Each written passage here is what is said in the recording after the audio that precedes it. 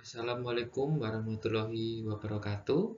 Salam sejahtera untuk kita semuanya.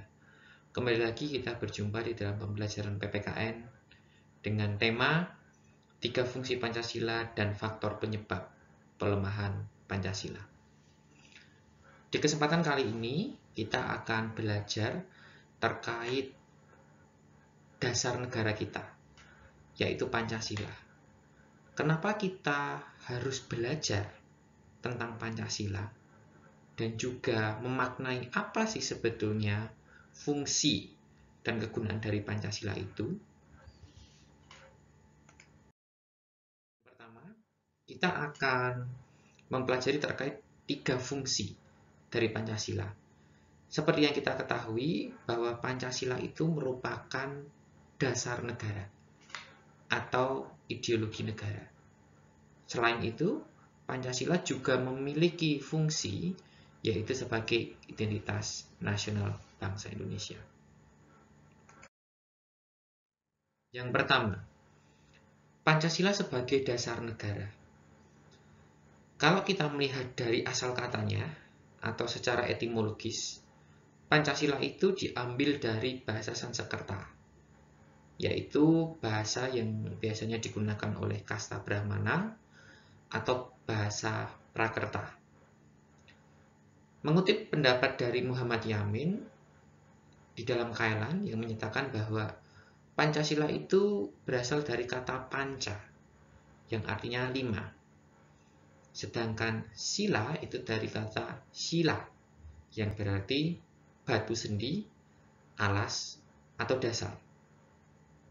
Dan juga dari kata sila, I-nya double, yang berarti peraturan tingkah laku yang baik, yang penting, atau yang senonoh. Nah, secara sederhana, Pancasila itu dapat dimaknai kalau dari asal katanya, yaitu berbatu sendi 5, atau secara harfiah, dasar yang memiliki 5 unsur. Nah, sedangkan pengertian Pancasila oleh pendapatnya Imron dimaknai sebagai sebuah dasar negara yang mengandung makna bahwa nilai-nilai Pancasila dijadikan sebagai landasan dasar dalam penyelenggaraan negara. Coba kita melihat gambar yang ada di slide sebelah kanan. Di situ ada gambar rumah. Dan di bawah rumah itu ada fondasi. Kita ibaratkan rumah tersebut itu sebagai negara. Makanya di situ diberi warna merah putih. Itu menganalogikan atau menggambarkan rumah itu sebagai sebuah negara, yaitu negara kita Indonesia. Dan di bawahnya itu adalah fondasi. Nah, fondasinya adalah Pancasila itu. Ibarat ketika kita akan membangun rumah, maka yang pertama kali dibangun adalah fondasinya dulu. Tentu kita tidak akan langsung membangun atap, membangun dinding, atau pagar. Kalau rumah itu langsung membangun dinding, tidak didahului dengan pembangunan dasar atau fondasinya, maka rumah tersebut akan mudah roboh. Roboh mungkin terkena gempa, terkena angin badai, erosi oleh air, dan lain sebagainya. Nah, begitu juga dengan negara.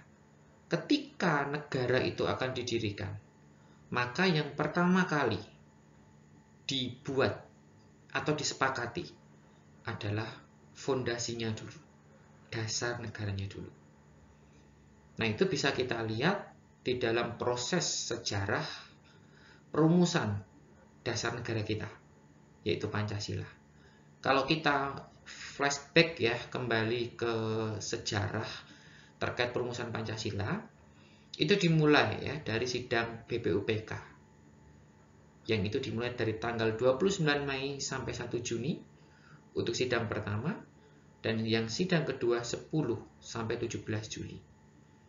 Ketika sidang tersebut, BPUPK membahas yang pertama terkait dengan dasar negaranya dulu. Jadi negara Indonesia yang merdeka itu akan didirikan berdasarkan apa? didasarkan pada fondasi apa. Oleh karena itu, ketika sidang PBUPK berlangsung tanggal 29 Mei sampai 1 Juni, banyak sekali para tokoh-tokoh bangsa yang mengusulkan terkait dengan dasar atau landasan negara kita.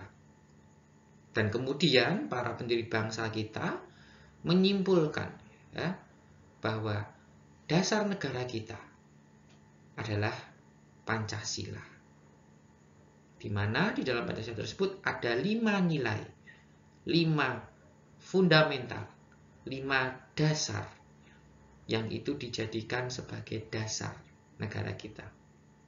Dan nilai-nilai dasar itu sebetulnya sudah ada ya semenjak bangsa ini ada.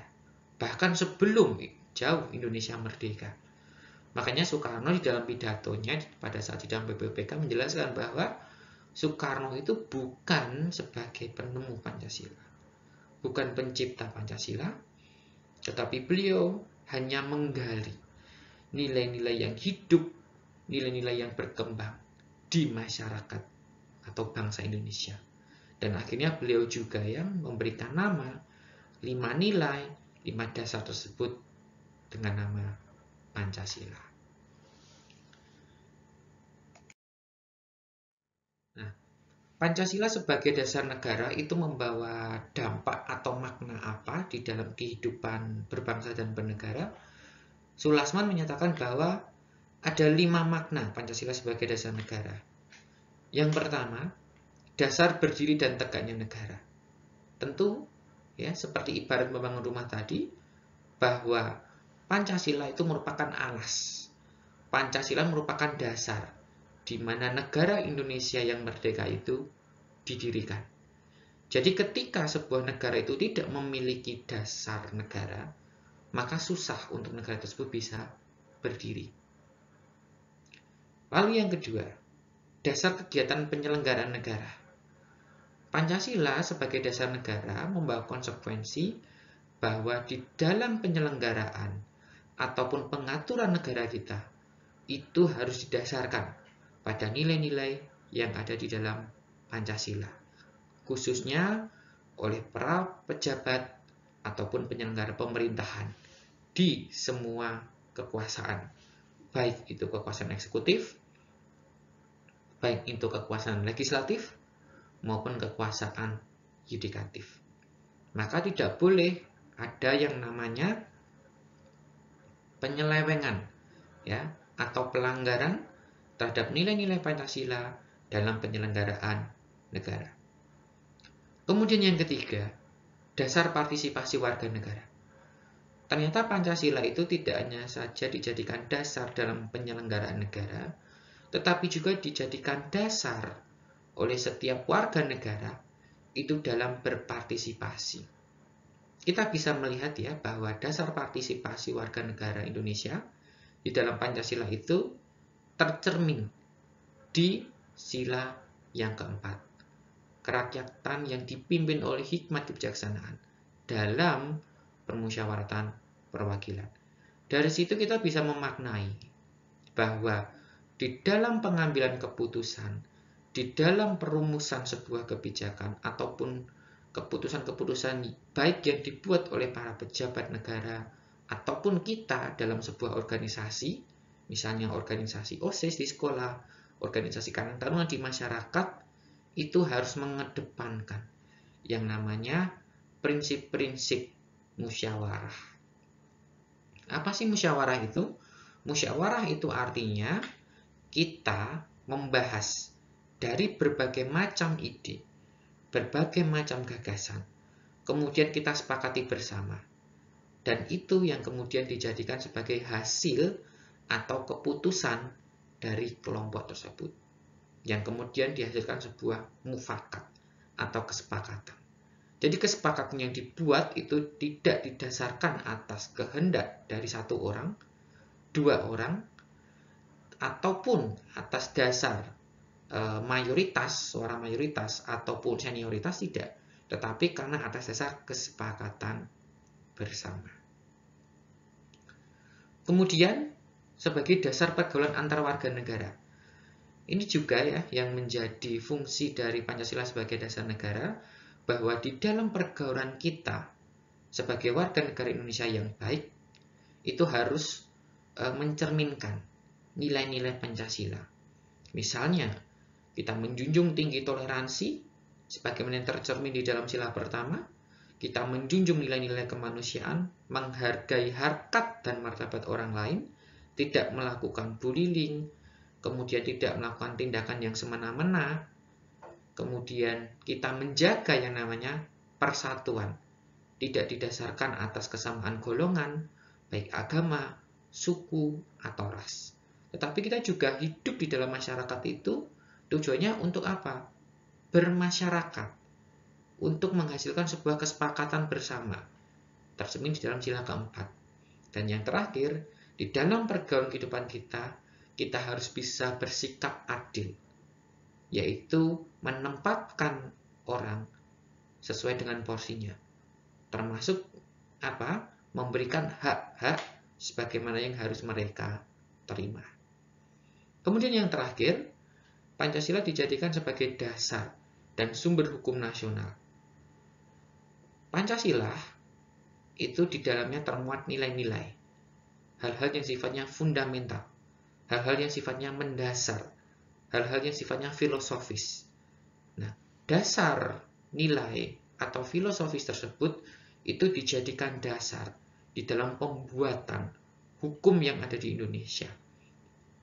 Jika kita melihat tata jenjang di dalam sistem hukum di Indonesia, maka baik itu Undang-Undang Dasar, baik itu TAP MPR, baik itu undang-undang, baik itu Perpu, baik itu PP, baik itu Perda provinsi, kabupaten atau kota, bahkan peraturan-peraturan yang ada di masyarakat sekalipun, itu harus bersumber dari Pancasila. Artinya hukum-hukum yang dibuat di Indonesia itu tidak boleh bertentangan dengan nilai-nilai yang ada di dalam Pancasila.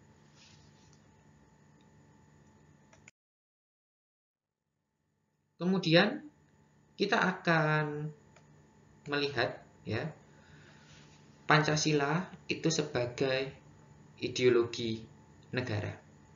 Nah, sebelum itu kita akan melihat ya, apa sih pengertian dari ideologi itu? Ideologi itu dibentuk atau berasal dari bahasa Yunani ya. Itu dari kata idea dan logos. Idea dalam bahasa Inggris itu berarti gagasan atau pengertian. Sedangkan dalam bahasa Yunani yaitu oida, yang berarti mengetahui, melihat dengan budi. Sedangkan dalam bahasa Yunani yaitu logos, yaitu kata yang kedua, yang berarti pengetahuan. Nah, secara umum atau dalam istilah etimologisnya dari asal katanya, ideologi dimaknai sebagai sebuah ilmu, sebagai sebuah pengetahuan tentang gagasan, ide, atau ajaran tentang pengertian dasar. Jadi di dalam ideologi itu terkandung yang namanya ide-ide, terkandung yang namanya gagasan-gagasan tentang pengertian-pengertian dasar.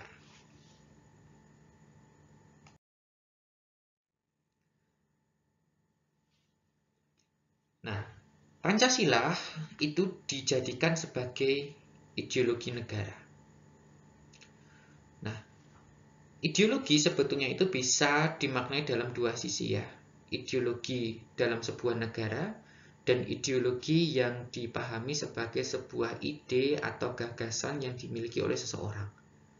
Kalau dalam konteks ya, pribadi, individu ataupun kelompok, ideologi itu merupakan kehidupan sehari-hari ya, yang itu berisikan cita-cita atau tujuan.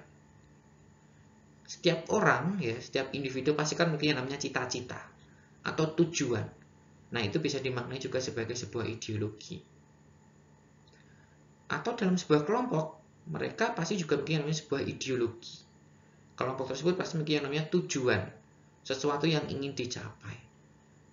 Ketika individu maupun kelompok memiliki tujuan atau cita-cita tersebut, maka setiap kegiatan-kegiatan yang dilakukan pasti akan berorientasi untuk mencapai tujuan atau cita-cita tersebut. Nah, begitu juga dengan ideologi yang dimiliki oleh sebuah negara. Sebuah negara tentu punya yang namanya sebuah cita-cita atau tujuan. Nah, begitu juga Indonesia. Indonesia punya ideologi yang di dalamnya berisi nilai-nilai dasar, tetapi juga sekaligus tujuan yang ingin dicapai. Pancasila sebagai ideologi bangsa adalah bahwa nilai-nilai yang terkandung dalam Pancasila itu menjadi cita-cita normatif penyelenggaraan bernegara. Jadi, secara sederhana, nilai-nilai yang terkandung di dalam Pancasila itu menjadi tujuan kita. Dan itu harus diwujud nyatakan di dalam proses penyelenggaraan negara. Yang tercermin ke dalam 5 nilai tersebut. Misalnya, sila pertama terkait dengan ketuhanan, artinya kita punya cita-cita atau keinginan bahwa negara kita adalah negara yang didasarkan atas ketuhanan. Artinya bahwa negara itu harus menjamin kebebasan bagi setiap warga negaranya untuk memeluk agama dan keyakinannya masing-masing. Dan tetap menjaga yang namanya toleransi antar umat beragama. Lalu yang kedua, kita juga punya cita-cita secara normatif, yaitu memanusiakan manusia, yang tercermin dalam sila kedua. Nah, artinya kita bisa menghargai harkat dan martabat orang lain. Baik harkat dan martabat orang lain sebagai warga negara Indonesia, tetapi juga harkat dan martabat orang lain dari warga negara lain sebagai penghormatan terhadap nilai-nilai kemanusiaan dengan menjunjung tinggi hak asasi manusia. Lalu yang ketiga adalah persatuan. Jadi kita punya cita-cita, ya. Meskipun negara kita itu beraneka ragam macamnya dari segi suku, agama, ras, tetapi kita harus bersatu. Tidak mudah untuk terpecah belah, tidak mudah untuk diadu domba. Kemudian yang keempat adalah kita juga punya cita-cita bahwa negara kita, ya, harus menghasilkan sebuah keputusan, sebuah kebijakan yang dibuat oleh pejabat negara itu didasarkan pada nilai-nilai musyawarah untuk mufakat. Kebijakan ataupun keputusan yang dibuat bukan didasarkan atas kehendak dari pemerintah semata, atas kehendak partai politik, atas kehendak kepentingan golongan, tetapi semata-mata ditujukan untuk kepentingan masyarakat Indonesia secara luas.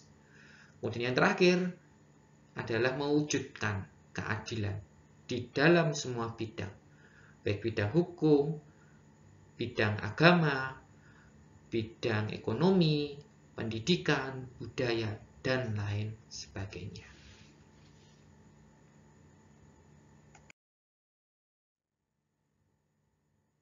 Nah, selanjutnya kita akan melihat fungsi yang ketiga dari Pancasila itu sebagai identitas nasional.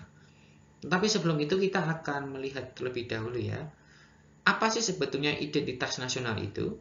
Secara etimologis atau dari bahasa, identitas itu berasal dari kata identitas dan nasional. Identitas itu berasal dari kata identity, yaitu bahasa Inggris, yang artinya memiliki tanda, ciri, atau jati diri yang melekat pada suatu individu, kelompok, atau sesuatu yang membedakannya dengan yang lain. Jadi identitas atau identity itu menjadi ciri khas, tanda yang dimiliki oleh setiap orang ataupun kelompok. Dan identitas atau ciri khas tersebut yang membedakan individu dengan individu yang lain, kelompok satu dengan kelompok yang lain. Sedangkan nasional itu berasal dari kata nation, yang artinya bangsa.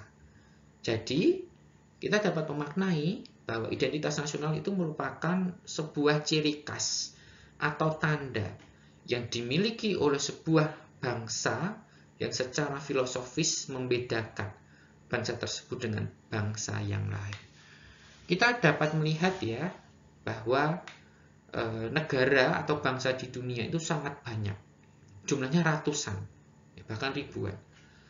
Tentu setiap bangsa yang ada di dunia ini punya ciri khas, punya kekhususannya sendiri, yang itu membedakan satu bangsa dengan bangsa yang lain.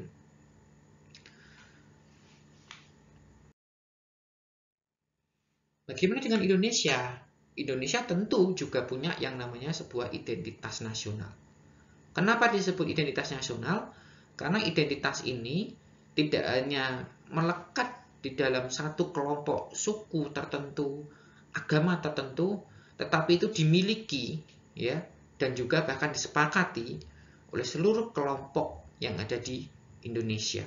Nah, salah satunya adalah Pancasila sebagai identitas nasional kita. Pancasila sebagai identitas nasional artinya itu sebagai kepribadian bangsa yang dapat mendorong bangsa Indonesia agar tetap berjalan sesuai dengan relnya, tetapi tidak melawan arus globalisasi, melainkan menjadi bangsa yang lebih cermat dan bijak dalam menjalani dan menghadapi tantangan dan juga peluang yang ada. Jadi, ketika kita menerapkan yang namanya nilai-nilai Pancasila, ya, maka bangsa lain itu akan melihat bahwa kita adalah orang Indonesia. Karena kehidupan kita itu mencerminkan nilai-nilai yang ada di dalam Pancasila tersebut. Jadi Pancasila secara sederhana itu tidak hanya saja kita maknai sebagai sebuah pengetahuan semata yang diajarkan di persekolahan, tetapi harus kita lakukan di dalam kehidupan sehari-hari. Jadi setiap kehidupan kita tidak boleh yang namanya berjalan di luar rel ataupun menyimpang dari nilai-nilai Pancasila tersebut.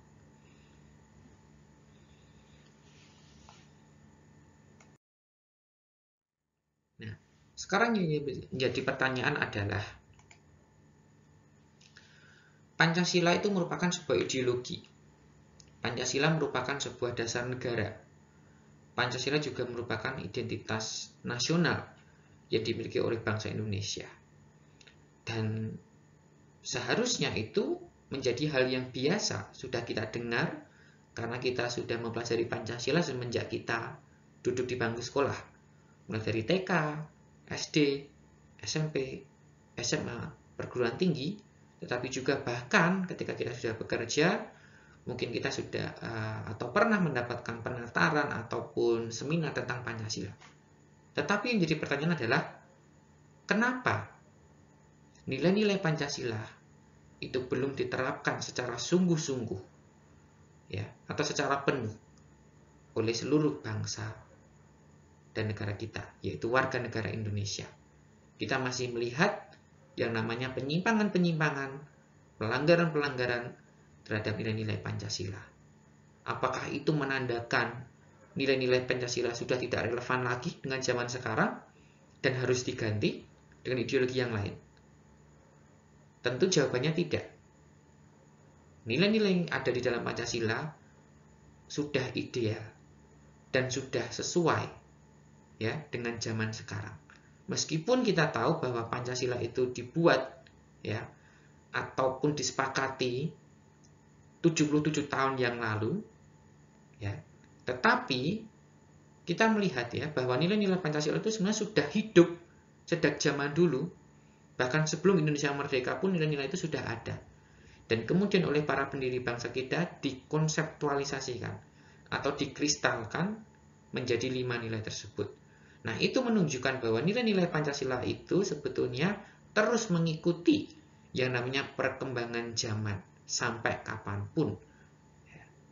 Nah, sehingga nilai-nilai Pancasila itu sudah ideal dijadikan sebagai dasar negara kita. Kemudian apa yang menjadi persoalannya? Yang menjadi persoalannya adalah kitanya sebagai warga negara Indonesia yang tidak menerapkan sungguh-sungguh nilai-nilai Pancasila tersebut dalam kehidupan berbangsa dan juga bernegara. Nah, apa yang menyebabkan pelemahan dari Pancasila? Saya mengutip pendapatnya dari Yudi Latif bahwa ada 5 faktor yang menyebabkan pelemahan terhadap Pancasila. Yang pertama, keteledoran ketidaktaatan dan penyelewengan terhadap nilai-nilai Pancasila. Yang kedua, peralihan mentalitas masyarakat pasca kolonial. Yang ketiga, kelemahan ketahanan nasional dalam menghadapi arus globalisasi. Yang keempat, serangan ideologis yang terwujud melalui adanya proxy war. Dan yang terakhir, Pancasila belum sungguh-sungguh dijiwai sebagai filsafat, ideologi, dan pandangan negara. Yang pertama, keteledoran, ketidaktaatan, dan penyelewengan nilai-nilai Pancasila. Pancasila itu seharusnya diterapkan atau dilakukan secara penuh oleh seluruh masyarakat Indonesia. Tetapi faktanya kita melihat bahwa terjadi yang namanya keteledoran, terjadi yang namanya ketidaktaatan, bahkan penyelewengan dari nilai-nilai Pancasila tersebut. Nah, kita bisa melihat ya bahwa nilai-nilai ataupun penyelewengan terhadap nilai-nilai Pancasila tersebut itu bisa kita lihat oleh para pejabat negara kita, tetapi juga oleh masyarakat yang lain atau masyarakat sipil dan juga warga negara biasa. Pejabat negara itu seharusnya bisa menjadi contoh, bisa menjadi cerminan terkait dengan penerapan nilai-nilai Pancasila itu. Nah, tetapi sayangnya ya masih banyak kita temui, bahkan kita melihat juga di media sosial dan media televisi dan media massa, tindakan-tindakan dari para pejabat negara kita yang tidak mencerminkan nilai-nilai Pancasila. Misalnya, pejabat negara yang tertangkap kasus korupsi oleh KPK, ya, pelanggaran kode etik yang dilakukan oleh pejabat negara kita, kemudian ketidakadilan di bidang hukum, ya, oleh aparat penegak hukum, itu sebagai cerminan bahwa terjadi keteledoran, ketidaktaatan, dan penyelewengan terhadap nilai-nilai Pancasila. Ketika para pejabat negara kita tidak bisa menjadi cerminan bagi masyarakat Indonesia secara luas, maka ya jangan disalahkan kalau masyarakat kita juga memiliki sikap dan perilaku tersebut. Ya, itu bisa kita lihat dalam kehidupan kita sehari-hari. Misalnya ya, pelanggaran terhadap aturan lalu lintas yang dilakukan oleh masyarakat. Masih adanya kasus pembulian, kasus kekerasan yang dilakukan oleh para pelajar di satuan pendidikan. Sikap intoleransi yang ada di masyarakat. Ya, itu menjadi gambaran ya bahwa terjadi keteledoran, ketidaktaatan, dan penyelewengan nilai-nilai Pancasila baik oleh para pejabat negara kita maupun oleh masyarakat Indonesia secara luas. Nah, ketika hal-hal tersebut itu masih terus dilakukan, pada akhirnya Pancasila itu hanya akan menjadi benda usang dan tidak ada fungsinya. Sehingga Pancasila sebagai bintang penuntun itu akan redup sinarnya. Nah, bagaimana untuk mengatasi hal ini? Maka yang pertama adalah para pejabat negara kita harus menunjukkan sikap dan perilaku yang mencerminkan nilai-nilai Pancasila. Dan dengan begitu diharapkan masyarakat juga bisa mencontoh figur dari para pejabat negara kita.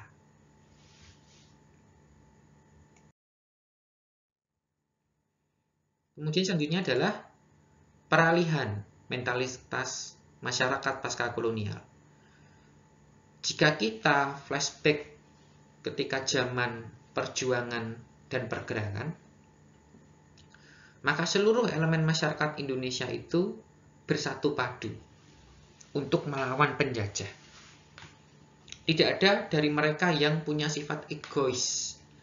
Tidak ada dari mereka yang punya sikap mementingkan diri sendiri. Tetapi mereka bahkan rela untuk mengesampingkan kepentingan mereka pribadi, kepentingan golongan, bahkan sampai mempertaruhkan nyawa mereka, baik jiwa, raga, harta benda, dan lain sebagainya, untuk mewujudkan kemerdekaan Indonesia. Nah, oleh Yudi Latif itu disebut sebagai tahap pemerdekaan atau liberation. Tahap di mana seluruh elemen masyarakat itu mengesampingkan rasa egois mereka. Rasa keakuan mereka itu dikesampingkan. Bahkan muncul yang namanya rasa atau nasionalisme yang membara. Patriotisme begitu membara di dalam diri mereka. Dan itu oleh semua lapisan masyarakat. Mulai dari yang tua, yang muda, bahkan anak-anak pun muncul yang namanya rasa nasionalisme, rasa patriotisme itu. Ditunjukkan dengan semua elemen masyarakat mau untuk terjun ke medan perang untuk melawan penjajah. Tetapi, jika kita lihat, setelah Indonesia merdeka, terjadi yang namanya lunturnya nilai-nilai atau semangat perjuangan tersebut. Kita melihat sekarang, banyak sekali masyarakat yang itu tidak memiliki semangat persatuan, mementingkan diri sendiri. Rasa egoisme begitu muncul di dalam diri mereka. Ditunjukkan dengan banyaknya perang suku yang ada di daerah-daerah, kemudian tawuran, konflik antar masyarakat, bahkan konflik antar pelajar. Kemudian orang yang tidak bisa menghargai orang lain dengan mengambil hak mereka, misalnya kita bisa lihat contoh di slide itu, ada pengendara yang berjalan di trotoar, yang itu seharusnya menjadi hak dari pejalan kaki. Kemudian ada seorang ibu hamil yang seharusnya duduk di kursi prioritas di transportasi publik, tetapi harus berdiri karena diambil oleh orang lain. Nah, itu menunjukkan terjadi yang namanya pelunturan nilai-nilai atau semangat perjuangan, rasa nasionalisme, rasa patriotisme, rasa persatuan di antara masyarakat Indonesia. Nah, oleh Yudi Latif itu disebut sebagai tahap membina bangsa atau nation building. Jadi tahap di mana kita akan mengembalikan kembali, membangun karakter bangsa yang dulu sempat ada, kemudian hilang. Dan pada akhirnya kita berharap semangat itu, karakter itu kembali muncul.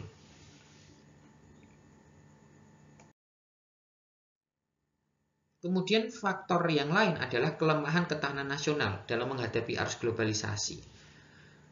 Saya mengutip pendapatnya Lombard yang mengatakan bahwa Nusantara itu sebagai tempat persilangan jalan terjadinya pertemuan dan bahkan peleburan kebudayaan besar dunia, sehingga tidak sempat bagi Nusantara tanpa adanya gangguan dan pengaruh dari luar.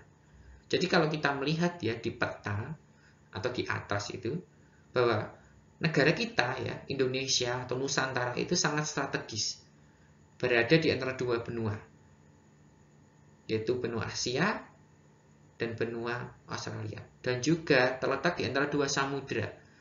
Nah, lokasi yang strategis itu, atau kita sebut Indonesia dalam posisi silang, itu sangat menguntungkan. Kenapa? Karena kita bisa mengambil manfaat dari adanya posisi tersebut.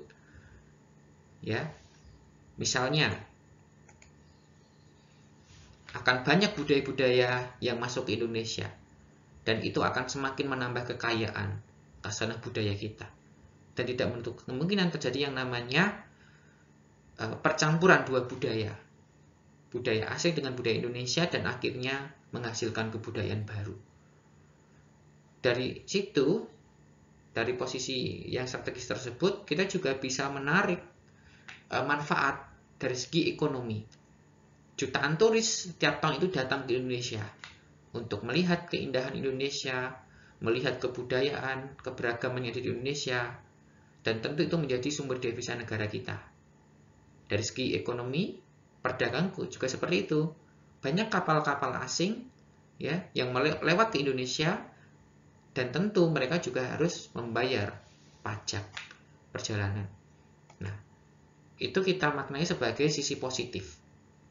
Nah, ditambah lagi saat ini Indonesia dan seluruh negara di dunia itu dalam fase atau zaman globalisasi, di mana segala sesuatunya itu terkoneksi satu dengan yang lainnya oleh kemajuan teknologi ya melalui internet.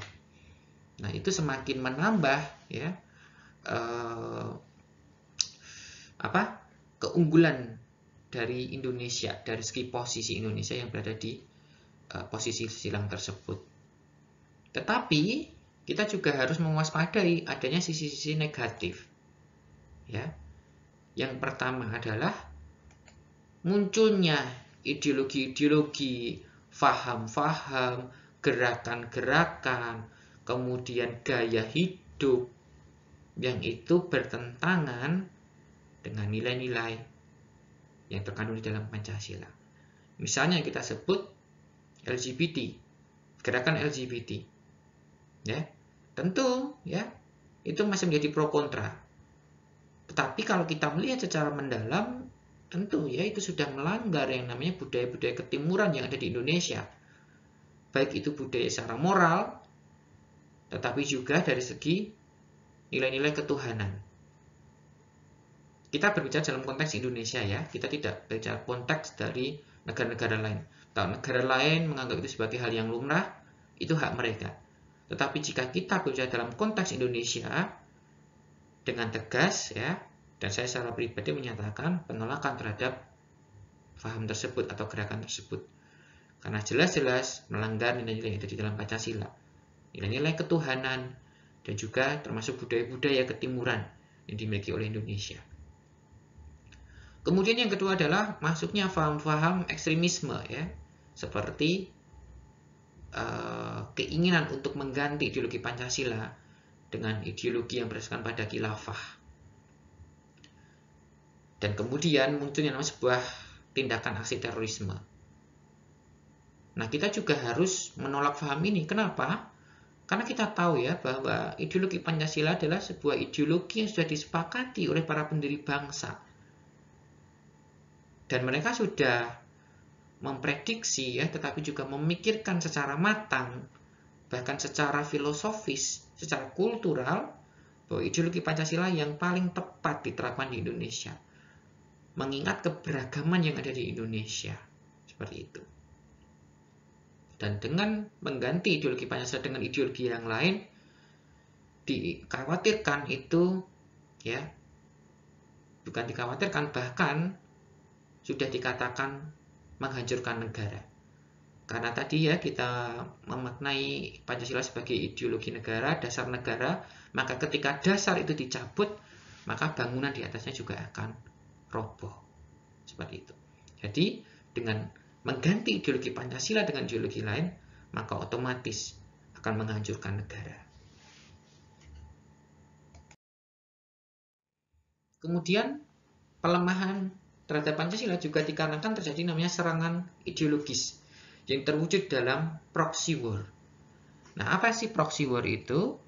Jadi perang proxy atau proxy war itu merupakan perang perpanjangan tangan yang dilakukan satu pihak terhadap pihak lain dengan menggunakan pihak ketiga yang berasal dari dalam negara itu sendiri. Jadi ada pihak-pihak lain atau oknum-oknum lain di luar negara yang menggunakan ya, orang ketiga, yaitu orang dalam negeri sendiri, untuk menghancurkan negara tersebut. Dan kita tahu ya bahwa proxy war itu adalah hal yang nyata, hal yang kita dapat lihat faktanya atau kenyataannya di kehidupan sehari-hari. Makanya di situ ada infografis ya terkait dengan bentuk-bentuk perang proksi di Indonesia. Misalnya, kerusuhan akibat tersulutnya konflik horizontal di daerah, penanaman bibit paham radikalisme dan anti Pancasila, penyebaran hoax di media massa agar terjadi disinformasi, menghembuskan isu SARA agar terjadi instabilitas keamanan, ragam demonstrasi massa dengan tuntutan yang tidak relevan, termasuk tadi yang mengganti ideologi Pancasila, itu merupakan hal-hal yang tidak relevan. Kemudian pemaksaan menggantikan dasar negara, itu sama juga. Kemudian memicu sentimen agama melalui teror bom di tempat ibadah. Jadi gerakan-gerakan atau tindakan-tindakan ya semacam itu yang menjadi tanda bahwa di Indonesia itu terjadi namanya proxy war atau perang proksi. Salah satunya adalah apa? Munculnya paham-paham terkait dengan ekstremisme, mengganti ideologi Pancasila dengan ideologi-ideologi khilafah misalnya ya. Di situ saya menyatakan ataupun menyertakan ya bukti dari beberapa berita online yang memuat tentang adanya gerakan-gerakan tersebut. Misalnya seperti Kemenpan RB yang mengungkap ada peningkatan jumlah ASN yang terlibat dalam paham radikalisme. Kemudian polisi juga menyebut ada 30 sekolah terafiliasi dengan Khilafatul Muslimin. Ada satu hal yang perlu kita maknai bahwa adanya paham ekstremisme tersebut itu tidak didasarkan pada agama ya. Tetapi agama itu dijadikan sebagai bungkus atau sebagai kedok.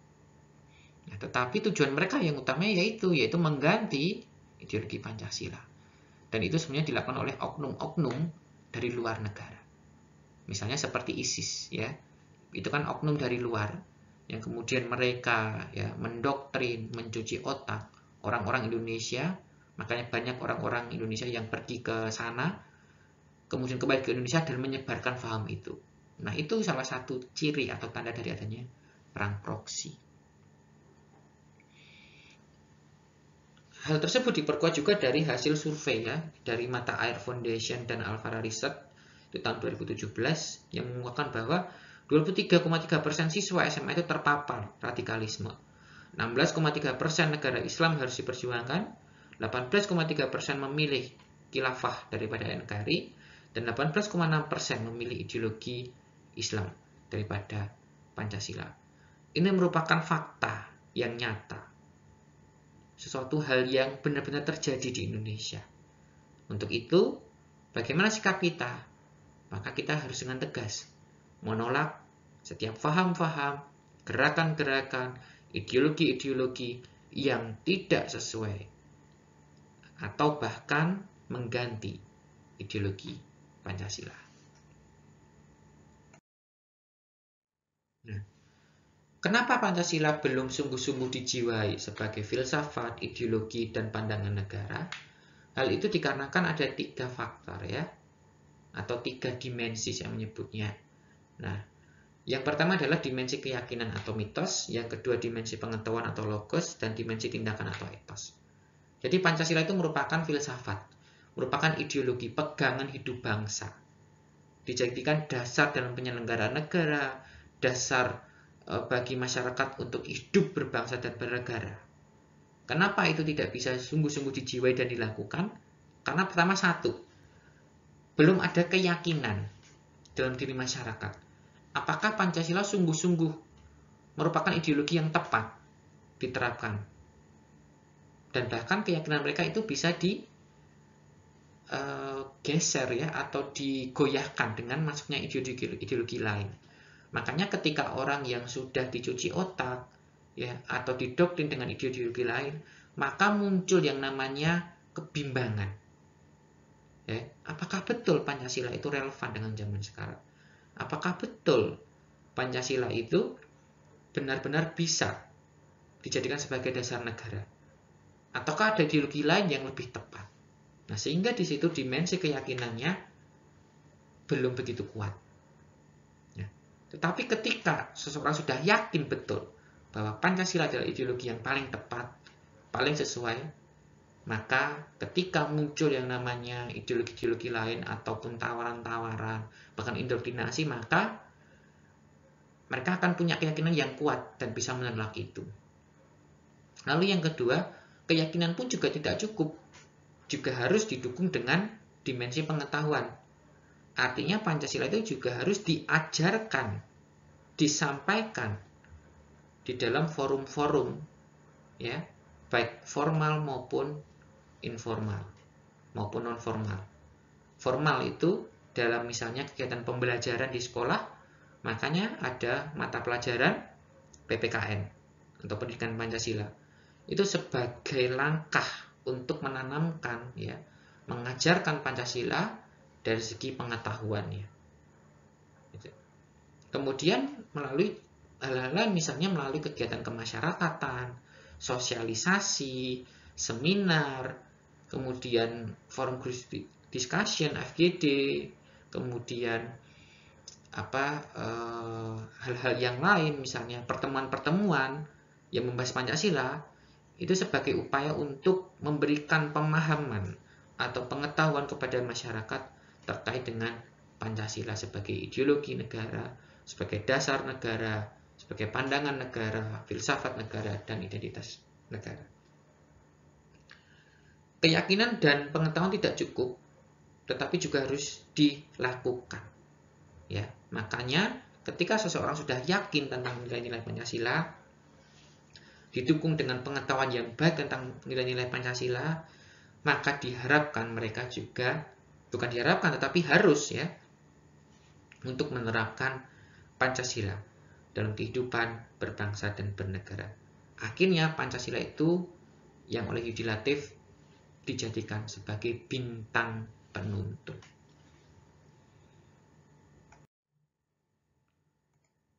Oke, baik. Itu saja yang bisa saya sampaikan terkait 3 fungsi Pancasila dan juga faktor-faktor pelemahan terhadap nilai-nilai Pancasila. Terima kasih sudah menyaksikan pembelajaran pada hari ini. Dan akhir kata, saya ucapkan wassalamualaikum warahmatullahi wabarakatuh. Dan sampai berjumpa di pertemuan pembelajaran PPKN berikutnya.